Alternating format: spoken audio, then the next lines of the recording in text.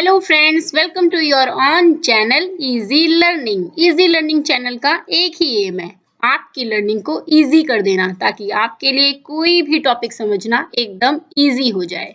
So today we will discuss about crop production and management part 2। Before the start this topic part 2, we should recap part 1 in short. तो क्या क्या पढ़ा था हमने part 1 में? Part 1 में हमने क्वेश्चन नंबर 1 पढ़ा था, how many types of crops. Crops are two type, rabi crops and kharif crop. उसके बाद how many step follow in agriculture practice, कितने स्टेप्स फॉलो किए जाते हैं, जैसे कि preparation of soil is step number 1, फिर सॉइंग, उसके बाद एडिंग मैन्योर, फिर इरिगेशन, फिर weeding, after that harvesting, threshing and storage is the final step. तो हमने इन सारे स्टेप में से 3 स्टेप्स को इन डिटेल भी डिस्कस कर लिया था, preparation of soil, sowing and adding manure. इस वीडियो में पार्ट 2 वीडियो में हम इरिगेशन से स्टार्ट करेंगे इसको इन डिटेल डिस्कस करना। So if you didn't seen my previous video, so please you can see the video and after that this topic is irrigation. तो आज हम irrigation स्टार्ट करेंगे कि how many types of irrigation. Irrigation is types of irrigation. Means कितने type से irrigation होता है? Irrigation means water supply in the field. Water की सप्लाई फील्ड में देना ही irrigation कहलाता है। किस 2 तरीकों से वाटर की सप्लाई दी जा सकती है। First is traditional method and second is modern method. Traditional method में क्या क्या होता है? मोट, ढेकली, चेन पंप और राहत। These all method are old age method and very time consuming method and very human effort consuming method also. तो मोट मेथड में क्या करते हैं? मोट मेथड में एक वेल है, उसमें से चेन के थ्रू हम पानी को खींच रहे हैं और फिर उसको वाटर ऐसे सप्लाई कर रहे हैं फील्ड में। तो ये बहुत ही टाइम कंज्यूमिंग है, एफर्ट्स भी ह्यूमंस की इसमें ज्यादा कंज्यूम हो रही है। You can see this picture and after that chain pump. Chain pump में क्या होता है कि एक चेन पंप से कनेक्ट रहती है और वाटर उससे कनेक्ट होकर फॉल होता रहता है और फील्ड में गिरता रहता है। इसके बाद है ढेकली। ढेकली भी ऐसा ही है, ढेकली में भी एक कनेक्ट है और वाटरफॉल की तरह गिर रहा है। राहत, राहत में क्या होता है कि ये बुल से कनेक्ट रहता है, एक सर्कल लाइक स्ट्रक्चर है जो कि बुल से कनेक्ट है, बुल उसे पुल करती रहती है और जो सर्कल लाइक स्ट्रक्चर है उसमें बकेट बनी हुई है, बकेट में पानी गिरता रहता है फील्ड में और फील्ड में जो क्रॉप्स है उन्हें मिलता रहता है। तो these all method are old age method. After that modern method कौन कौन सी होती है? Modern method are 2 types, sprinkler system and drip system. These methods are very expensive but very effective. इन स्प्रिंकलर सिस्टम आपने देखा होगा गार्डन्स में या पार्क में बीच में शावर जैसा बना रहता है, स्प्रिंकलर सिस्टम उसी को कहते हैं। उसमें से रेन लाइक वाटर ड्रॉपलेट्स की फॉर्म में नीचे गिरती रहती है और फील्ड में हर एक क्रॉप्स तक पहुंचती रहती है। तो this is the sprinkler system. Sprinkler system के बाद है drip system. Drip system is very expensive but very effective. Like your plant is there और प्लांट के नीचे के जो रूट पार्ट होता है उसके रूट पार्ट में से होते हुए एक ड्रिप जा रही है, ये है आपकी ड्रिप। और इसके रूट पार्ट के पास ही एक टैप है, हर रूट पार्ट के पास एक टैप है। तो इस टैप में से ही वाटर ड्रॉपलेट्स की फॉर्म में बाहर की ओर निकलती है और इसको इस प्लांट का रूट एब्जॉर्ब कर लेता है। मतलब ये जो प्रोसेस है ड्रिप सिस्टम, ये बहुत ही वाटर सेविंग सिस्टम भी है। इसमें 1 ड्रॉपलेट भी वेस्ट नहीं जाती, प्रॉपर जो भी ड्रॉपलेट यहाँ टैप के थ्रू बाहर की ओर निकलती है उसे जो प्लांट की रूट है वो पूरी तरह एब्जॉर्ब कर लेती है।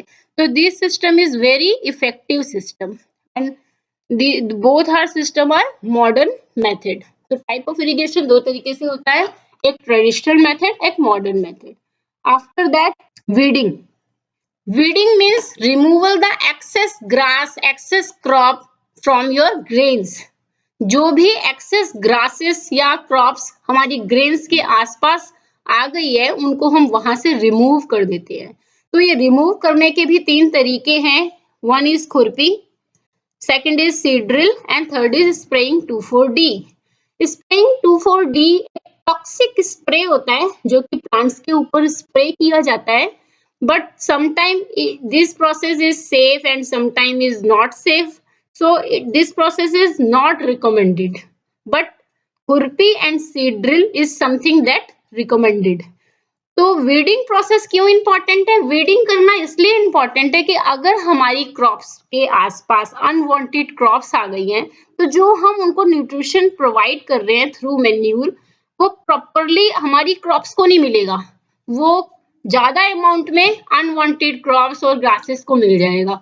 इससे क्या होगा कि जो हमारी क्रॉप्स है उन्हें न्यूट्रिशन लेवल बहुत ही लेस अमाउंट में मिलेगा।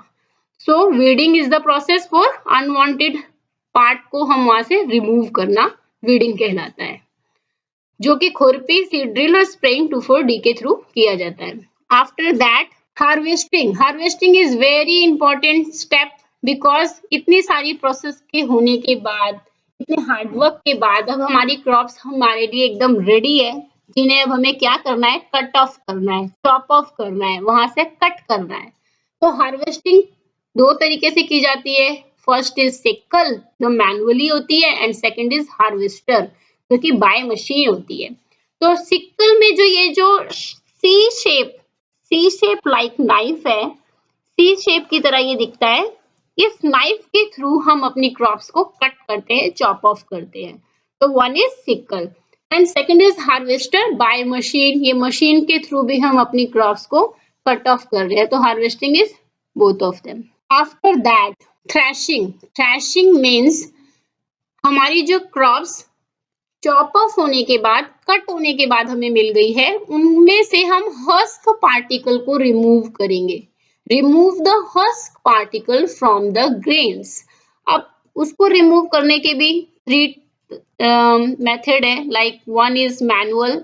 मैनुअली हम उसको हस्क पार्टिकल रिमूव कर सकते हैं, and by thresher machine, and by combine thresher, मतलब ये हार्वेस्टर भी है, थ्रेशर भी है, तो इसके थ्रू हम क्या करते हैं? अपने हस्क पार्टिकल को रिमूव करते हैं।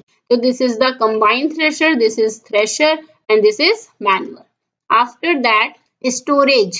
Storage is the last and very important step for agriculture practice, because इतने सारे हार्डवर्क के बाद एक फार्मर इंश्योर करता है कि वो अपने फूड को, अपने ग्रेन्स को ऐसे स्टोर करे कि उसके फूड फ्री फ्रॉम इंसेक्ट रहे, free from worm, free from rodents, और protect from the rain, rain से भी प्रोटेक्ट होकर रहे। तो स्टोरेज इसीलिए बहुत जरूरी है, because if you not gate store properly your food, so it get spoil. इतनी सारी मेहनत हमारी उस स्टेज पे आकर स्पॉइल हो सकती है। इसीलिए जो स्टोरेज प्रोसेस है, it's very important process. Make sure किया जाता है कि हमारी जो फूड है वो क्लीन है, ड्राई है एंड इंसेक्ट फ्री है। तो स्टोरेज भी दो तरीके से किया जाता है। अगर स्मॉल स्केल पे स्टोर करना है तो जूट बैग्स में स्टोर कर सकते हैं, मेटालिक बिन्स में स्टोर कर सकते हैं, और अगर लार्ज स्केल पे स्टोर करना है तो सिलोस एंड ग्रैंडरीज, इन दो फॉर्म में स्टोर किया जा सकता है। After that we should rethink the mind map, the summary, the all about all entire process of agriculture practice in short. So step number one is preparation of soil by plow, by tilling, hoe, plow, cultivator. Sowing second step में दो तरीके से किया जाता है sowing को, funnel and seed drill. Third step adding manure and fertilizer. Manure और fertilizer को add, manure ऑर्गेनिक सब्सटेंस भी होते हैं, नेचुरल भी होते हैं, फर्टिलाइजर ऑर्गेनिक भी होते हैं, इनऑर्गेनिक भी होते हैं, नेचुरल भी होते हैं, सिंथेटिक भी होते हैं, और rich in particular nutrition like NPK. After that fourth step is types of irrigation, जो कि इरिगेशन दो तरीके से की जाती है। एक ट्रेडिशनल मेथड, मोट, चेन पंप, ढेकली, राहत, and second is modern method. Modern method में sprinkler system, drip system.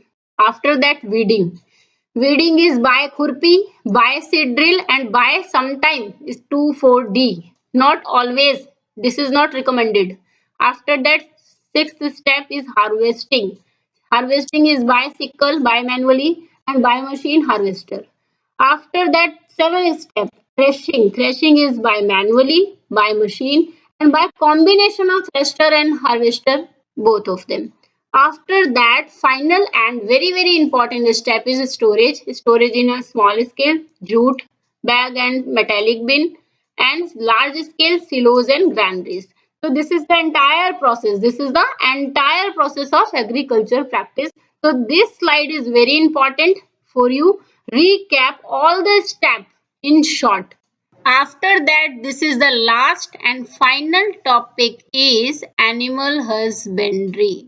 Husbandry means the process by which animals are reared in homes or farms with proper food, proper shelter, in care and to utilize them for large scale food production means एक ऐसी process जिसमें हम जो Holmes में domestic animals को भी हम अगर होम्स में भी रखे हैं या लार्ज स्केल पे हमने उन्हें फार्म्स में रखा है तो दोनों ही जगह पर हम उनको प्रॉपर फूड प्रोवाइड करें, प्रॉपर शेल्टर प्रोवाइड करें और प्रॉपरली केयर दें. केयर मीन्स अगर कोई भी एनिमल को कोई डिजीज है तो उसको टाइम टू टाइम इलाज कराएं, उन्हें डॉक्टर को दिखाएं. लाइक ह्यूमन बीइंग को जिस तरह से डिजीज होती है उसी तरह एनिमल्स को भी डिजीज होती है.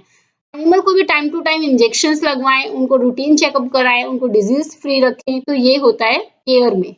तो means provide proper shelter, proper food and proper care in order to utilize them. इससे क्या होगा कि हम उनसे जो लार्ज स्केल पे फूड प्रोडक्शन मिलता है उसको प्रॉपरली यूटिलाइज कर सकते हैं, लार्ज स्केल पे फूड प्रोडक्शन करवा सकते हैं और हेल्दी फूड प्रोडक्शन करवा सकते हैं.